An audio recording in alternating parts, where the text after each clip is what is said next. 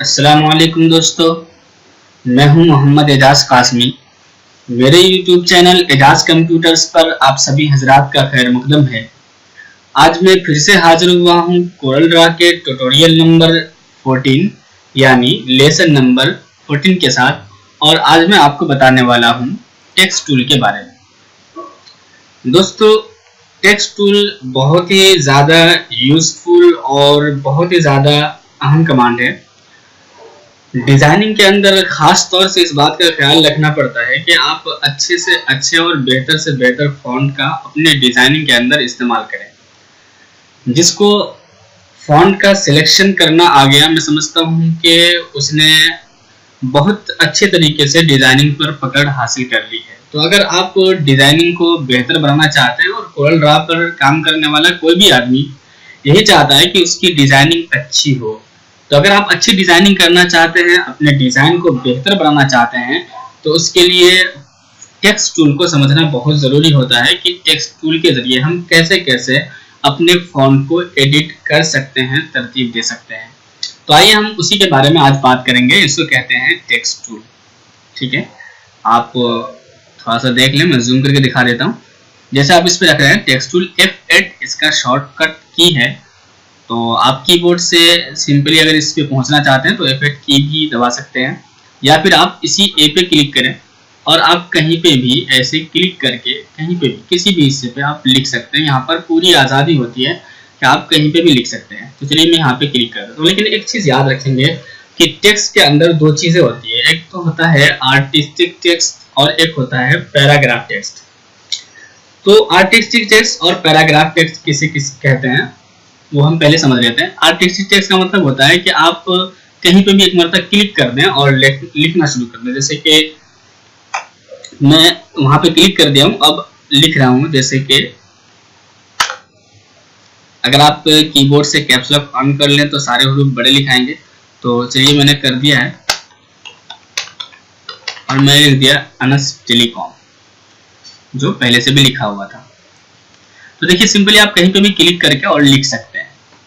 ठीक है, और दूसरा होता है पैराग्राफ टेक्स्ट, यानी आप इस पे क्लिक कीजिए और जैसे आप बॉक्स बनाते हैं या फिर दूसरे प्रोग्राम में टेक्स्ट बॉक्स बनाते हैं, जैसे कि MS वर्ड में या फिर आप इनपेज वगैरह में, तो वैसे ही सिंपली इस तरह से खींच करके बॉक्स भी बना सकते हैं। इसी को पैराग्राफ टेक्स्ट कहा जाता है। अब इसके अंदर चाहेंगे तो आप लिख सकते हैं, जैसे कि दूसरे प्रोग्राम में यानी कि MS वर्ड वगैरह में आप टेक्स्ट बॉक्स के अंदर लिखते हैं, वैसे आप यहाँ पे भी लिख सकते हैं। तो इसे कहते हैं पैराग्राफ टेक्स्ट। लेकिन ज्यादातर जो यहाँ यूज होता है वो आर्टिस्टिक टेक्स्ट ही होता है, कि आप कहीं पे भी बस ऐसे ही सिंपली लिख लें और जहाँ पे चाहें उठा के रख दें। इसमें क्या होता है कि जब आप आर्टिस्टिक टेक्स्ट लिखेंगे तो इसमें हर लाइन का ताल्लुक अलग अलग होता है। मतलब अगर आप यहाँ पे आप एक मरतबा क्लिक कर दें तो आप चाहे जहां तक लिखते रहेंगे वो एक ही लाइन में डायरेक्ट लिखता हुआ चला जाएगा, जब तक कि आप इंटर नहीं करते तब तक। और इसमें क्या होता है कि जैसे पैराग्राफ टेक्स्ट है, यहाँ पे जैसे ही मुकम्मल हो जाएगा तो आपका कर्सर खुद ब खुद नीचे आ जाएगा, जबकि इसमें ये चलता ही रहेगा जहां तक जाएगा वहां तक। ठीक है, आप जहां तक लिखते रहेंगे जब तक आप इंटर ना मारें। तो चलिए ये मैंने लिख दिया है। अब इसमें सबसे पहले जो मरहला होता है वो आप देखेंगे यहाँ से, एक तो रोटेट कर सकते हैं। यहाँ से आप चाहें तो इसको थोड़ा सा घुमाना चाहेंगे, जैसे कि यहाँ पे कर दीजिए 45, तो इस तरह से ये घूम जाएगा। ठीक है, इसके अलावा सबसे अहम मसला जो होता है इसमें फॉन्ट स्टाइल का, कि आपको किस स्टाइल का फॉन्ट रखना है। तो एक चीज याद रखें, आप कभी भी अगर आप मेन हेडिंग यानी जैसे कि अनस टेलीकॉम ये जो है किसी शॉप का नेम है, तो या किसी भी चीज का नेम हो, जैसे कि फैशन टेलर या फिर इस तरह से कोई भी नेम हो, मेन नेम को आप थोड़ा सा मोटा ही रखें। जैसे कि यहाँ पे देख रहे होंगे अनस टेलीकॉम को एरियल ब्लैक फॉन्ट, ये आपको हर कोरल ड्रा में मिल जाएगा। ये अलग से इंस्टॉल करने की जरूरत नहीं पड़ती, ये पहले से ही कंप्यूटर के अंदर मौजूद रहता है। हाँ, इसके अलावा अगर आप जैसे कि ये है अनस टेलीकॉम, ये थोड़ा सा बहुत खूबसूरत सा फॉन्ट है, अगर आप इसको यूज करना चाहेंगे तो इसके लिए अलग से आपको फॉन्ट इंस्टॉल करना पड़ेगा। इस नाम का फॉन्ट है, ये मैं इंशाल्लाह इस वीडियो के डिस्क्रिप्शन में डाल दूंगा इसका लिंक, तो आप वहां से डाउनलोड कर सकते हैं इसको। तो इसका नाम देख लीजिए आप। ठीक है, तो इस तरह से बहुत सारे फॉन्ट हैं अलग अलग, जैसे कि आप अगर यहाँ पे देखें तो लर्न कोरलड्राइन हिंदी के लिए मैंने कौन सा फॉन्ट यूज किया हुआ है वो भी मैं आपको जूम करके दिखा देता हूँ। ठीक है, तो इस तरह से बहुत सारे फॉन्ट हैं अलग अलग। अब यहाँ पे देखिए मैंने लेसन नंबर के लिए अलग से दूसरा फॉन्ट यूज किया हुआ है, वही एरियल ब्लैक वाला। तो इस तरह से अलग अलग फॉन्ट है। देखिए अगर यहाँ पे देखेंगे तो ये अलग सा फॉन्ट है, तो बहुत सारे अलग अलग फॉन्ट होते हैं। ऐसे ही अगर आपको हिंदी लिखना है कहीं पर, तो हिंदी के लिए भी अलग से फॉन्ट ही यूज किया जाता है। इसके लिए अलग से कुछ करने की जरूरत नहीं पड़ती। जो हिंदी का फॉन्ट है आप सिंपली उसको यहाँ से यूज कर लें। तो आमतौर से जो हिंदी का फॉन्ट यूज किया जाता है वो कृति देव के नाम से होता है। तो आप मैं यहाँ से दिखा देता हूँ, कृति देव, और आखिरी में नंबर होता है कि 090 वाइड लिखा हुआ है। तो ये नंबर आप देखेंगे, अगर मैं इस पर क्लिक कर दूं और यहाँ पे जाऊँ तो इसमें देखिए बहुत सारे इस तरह के हिंदी फॉन्ट्स मौजूद हैं। ठीक है, आप सिंपली इस पे किसी पे भी क्लिक करके इसका फॉन्ट चेंज कर सकते हैं। जैसे देखिए अब ये इस तरह का हो चुका है। ठीक है, मैं कंट्रोल Z उसी हाथ पे कर दे रहा हूँ। तो इसमें बहुत सारे अलग अलग हिंदी फॉन्ट्स होते हैं, वो भी आप अपने चॉइस के एतबार से ये देख लें कि कौन सा मेन हेडिंग है, यानी कौन सा मेन है सबसे इसमें, उसको आप थोड़ा सा मोटा रखें, थोड़ा सा नुमाया रखें। उसके अलावा जो नीचे की सिंपली एड्रेस वगैरह है उसको आप थोड़ा बारीक सा, जैसे कि ये सब फॉन्ट इस्तेमाल किया गया है, इस तरह का फॉन्ट आप यूज कर सकते हैं। तो इस फॉन्ट को देख लें आप। देखिए इस तरह से मैं यहाँ पे आपको दिखा देता हूँ। तो ये शायद आपको अलग से इंस्टॉल करना पड़ेगा। ठीक है, तो मैं ये तमाम फॉन्ट्स आपके डिस्क्रिप्शन में डाल दूंगा लिंक इसका। अब यहाँ पे देखिए तो ये टाइम्स न्यू रोमन है, इसका भी बहुत ज़्यादा इस्तेमाल होता है। ठीक है, और ये पहले से ही कंप्यूटर में मौजूद होता है। अगर आपको इस तरह का फॉन्ट नहीं है आपके पास तो आप सिंपली ये टाइम्स न्यू रोमन भी इस्तेमाल कर सकते हैं। तो ये भी बहुत अच्छा लगता है। आप यहाँ से देखिए इटैलिक कर दें तो और खूबसूरत हो जाता है। तो इस तरह से आप इस फॉन्ट का भी इस्तेमाल कर सकते हैं, इसका भी बहुत ज़्यादा इस्तेमाल होता है। तो ये देखा अभी आपने फॉन्ट को। ठीक है, इसके अलावा यहाँ से आप साइज बड़ा छोटा जितना करना चाहें वो आप कर सकते हैं। लेकिन ओमन जो है इसमें तो डायरेक्ट आदमी जो है यहीं से इसको बड़ा कर लेता है।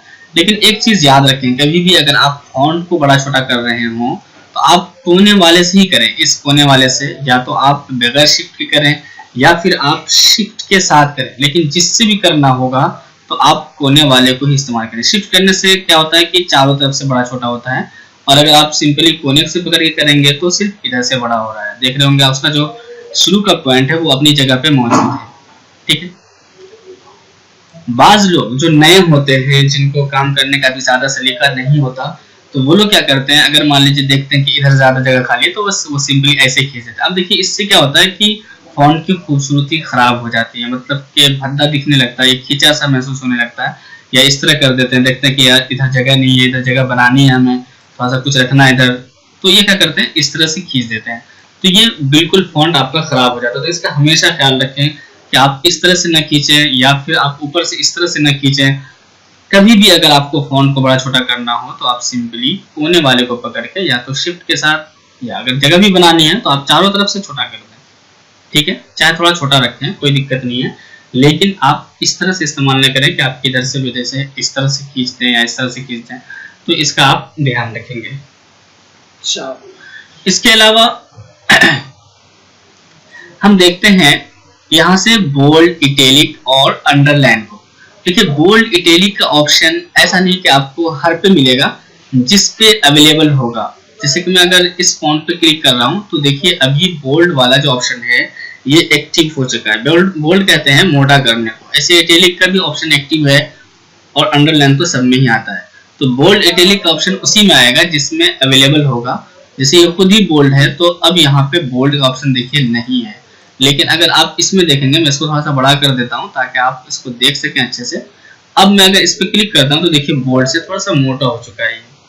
ऐसे ही इटैलिक का ऑप्शन इसमें है तो देखिए थोड़ा सा टेढ़ा हो गया, लेकिन अगर इसमें देखें तो इसमें भी है इटैलिक, तो इसमें भी होगा। लेकिन बहुत सारे में इटैलिक नहीं होता। जैसे इस पे अगर मैं क्लिक कर रहा हूँ तो देखिए इटैलिक का ऑप्शन नहीं आ रहा है।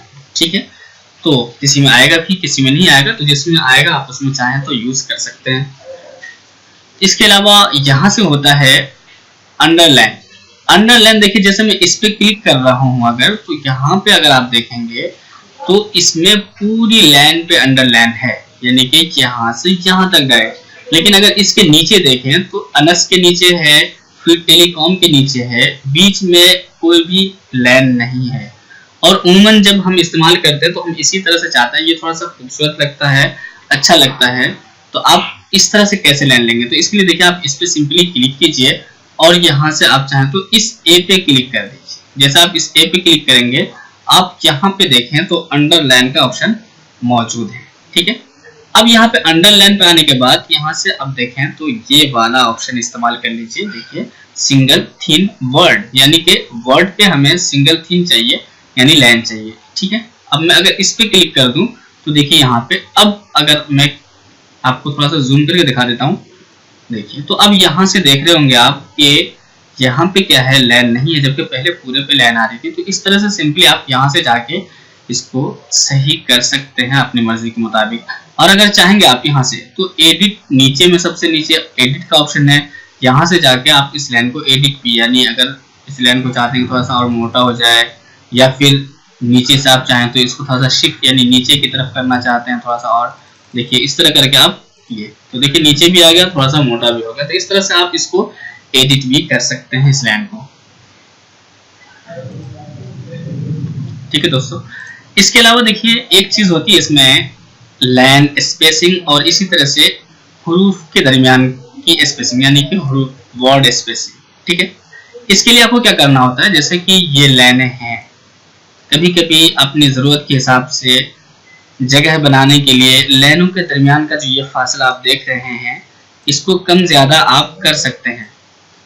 यानी अगर आपके पास कम जगह है, ऊपर नीचे जगह खाली नहीं है, आप चाहते हैं कि ये 3 लाइनें हों, लेकिन लाइनों के दरमियान का जो ये लाल वाला फासला अभी आप देख रहे हैं इसको कम करना चाहते हैं तो आप सिंपली कर सकते हैं। इसके लिए आपको क्या करना होगा कि आप सीधे शेप टूल पे चले जाइए। ये शेप टूल जैसे आप इस पे क्लिक करेंगे आप देख रहे होंगे कि यहाँ पे, ठीक है, इस तरह का ऑप्शन आ चुका है। अगर आप इस पे इस तरह से नीचे की तरफ लाएंगे तो देख रहे होंगे आप कि लाइनों के दरमियान का जो फासला है वो ज्यादा हो रहा है, तो ज्यादा भी कर सकते हैं आप, और अगर कम करना चाहें तो देखिए इस तरह से आप सिंपली कम भी कर सकते हैं।